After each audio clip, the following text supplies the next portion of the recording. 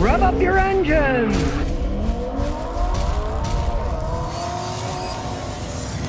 Okay, you know I'm not a fan of Hyundais, but this is a Hyundai Azera. It is a high-end Hyundai. It might be worth looking at. To give you an example, 2013 was bought used with 45,000 miles for about 14 grand, which is quite a deal these days with the market as it is. Now somebody did hit him in a parking lot, you know, that's just typical swines these days. Okay, it is a pretty luxurious car. You go into the hood, it's got a 6-cylinder gasoline direct injection. We'll take the stupid beauty cover off, throw it over there for a while. There's the GDI fuel injection pump that puts all the pressure out. And it puts out almost 300 horsepower and well over 300 pound-feet of torque. He was used to his old Trailblazer for carrying crap around. I made a video last year of it. So he did have to put a trailer hitch on this so he can bring all his crap with him, because of course, you don't have the space in one of these that you have in a Trailblazer. That's only common sense. Buddy just told me he got a 7-foot Christmas tree in the thing. He folded the seats back, and the 7-foot tree fit the whole way in. Now, it wasn't really made for that. It was made for luxury. As you can see, I mean, it's very luxurious inside. It's got these wrap-around sunroof on it. Nice leather seats. I mean, it's a well-appointed car. There's no arguing that. Now, this does have the typical V6 Hyundai timing chain tensioner click. When you start it up first for a few seconds, it clicks.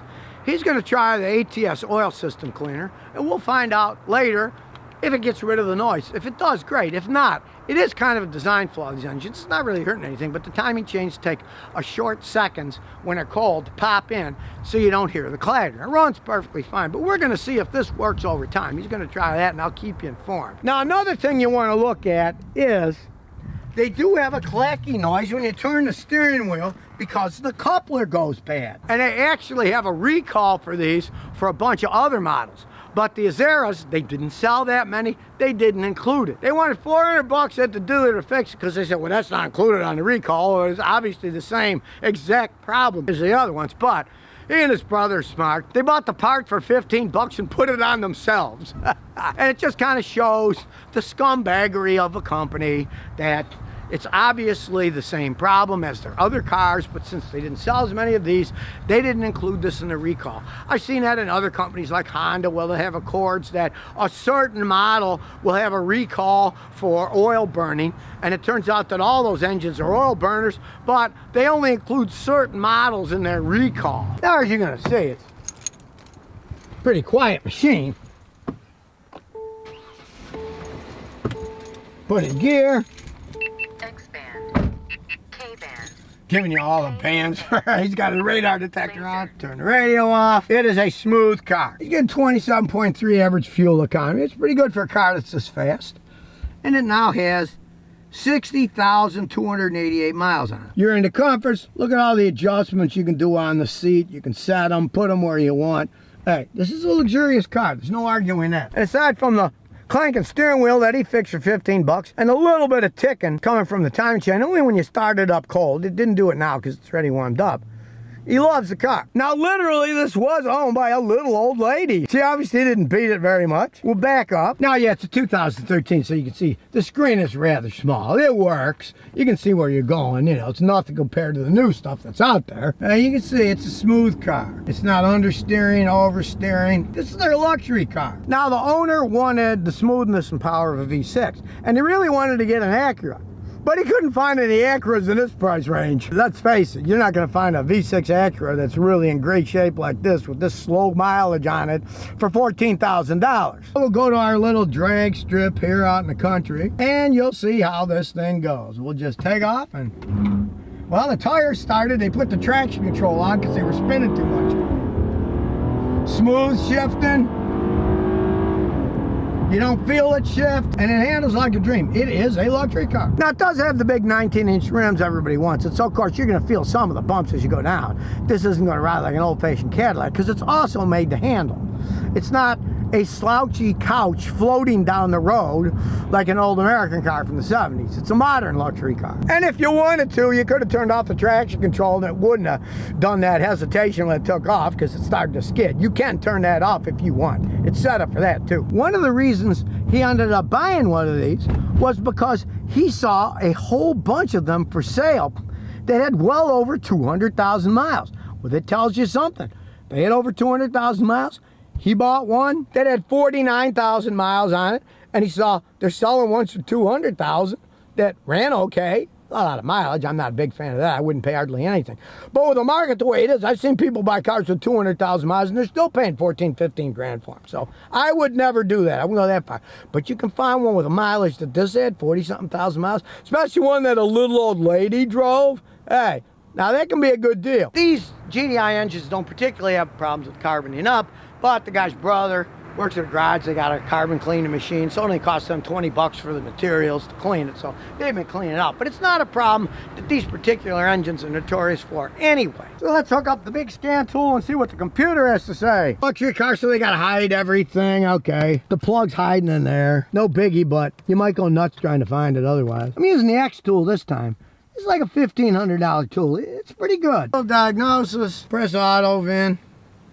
Auto scan, here we go. VIN number, knows it's a 33 GDI. Do automatic scan first. Going through 20 complete different systems. And while you're waiting, you notice the fuel economy started to go down a little because I was driving like a maniac. And the moral of that story is if you want good gas mileage, don't drive like a maniac. Okay. There's a bunch of things that are fine, but here's one failure of the electronic power steering system. It had one code for the power steering, C1102, battery voltage is low. You'll often see that. And the TPM system says it couldn't locate it automatically. Now, this is a 9-year-old car. You're going to find computer minor failures like that don't really mean anything. He never had any problem steering the thing. We'll check the battery, make sure the battery's okay. Could be it's getting a little bit weak. As these things age, you get little glitches like that. You'll get codes like that. Really don't mean all that much. So we'll look at the raw data next. Well, we can see the battery's charging fine, so there's nothing wrong with the charging system. And we'll start looking through the data.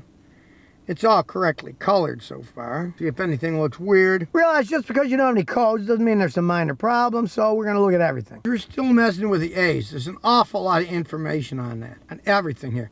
You see where we are now? Watch. This will show you all the information that's on one of these things. La la la la la. La la la. Still going, there E's there. La la la.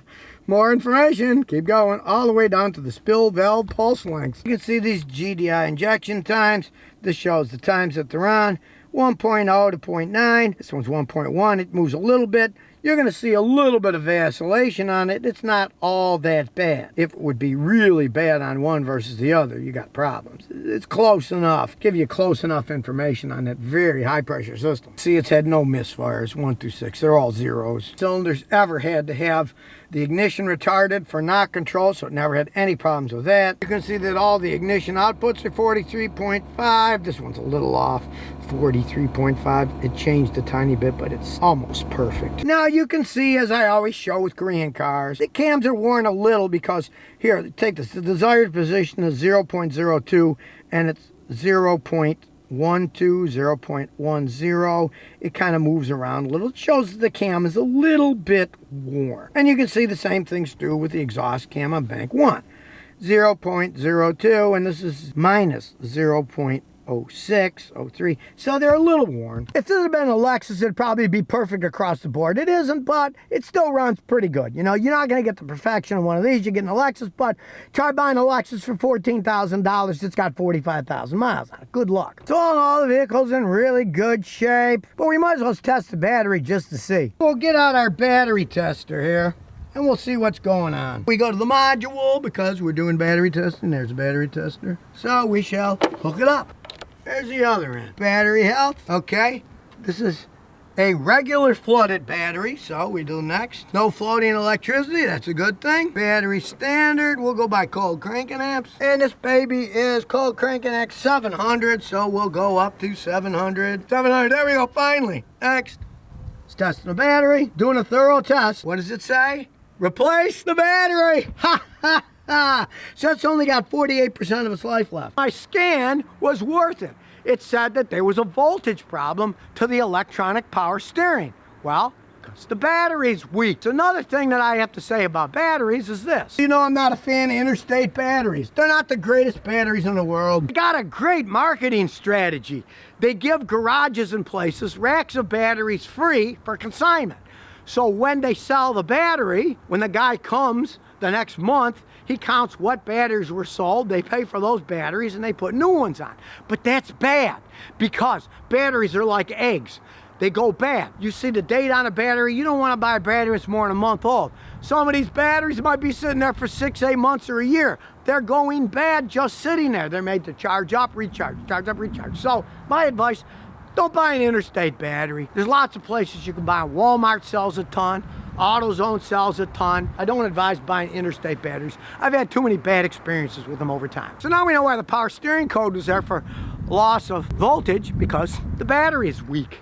That's the problem with modern cars. You put all this electronic crap on them, the car's 9 years old. There's stuff that's going to go wacky if the battery isn't perfect. Good idea to get it checked with a real machine like that does everything and shows you what could be wrong. I didn't bother checking the charging system because my other machine showed me that was working perfectly fine. So you know a little bit more about the Hyundai Azera.